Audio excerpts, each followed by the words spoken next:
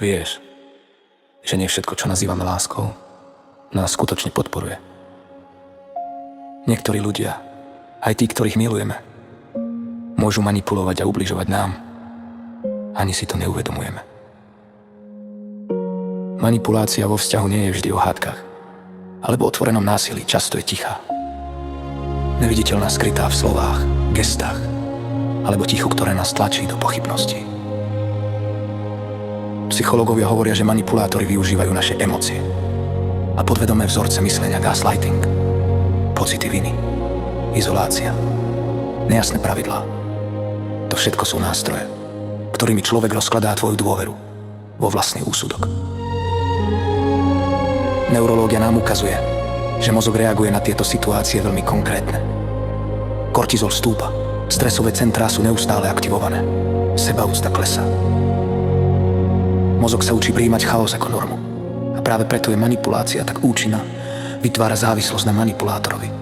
Pretože tvoj mozog hľadá stabilitu, ktorú on krátkodobo poskytuje. Ako si uvedomiť, že si vo vzťahu, ktorý ti ubližuje? Sleduj tieto signály. Neustále pocity viny alebo strachu. Pocit, že si vždy v nesprávnej polohe, nikdy nestačíš.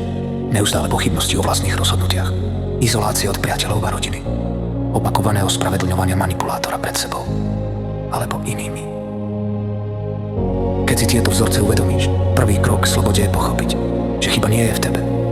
Mozog bol naprogramovaný reagovať na manipuláciu, ale teraz vieš, čo sa deje.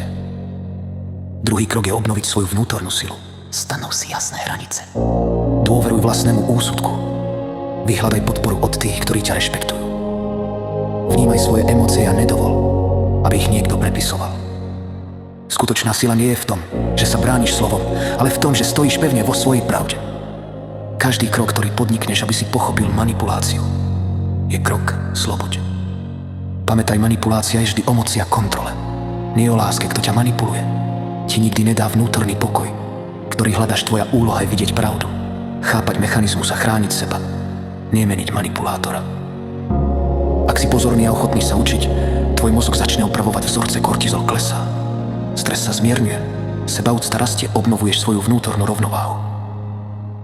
Toto video nie je o strachu, je o vedomí a sile, o schopnosti vidieť toxické vzorce, pochopiť ich a konať tak, aby si nebol zranený, aby si zachoval svoju hodnotu, slobodu a integritu.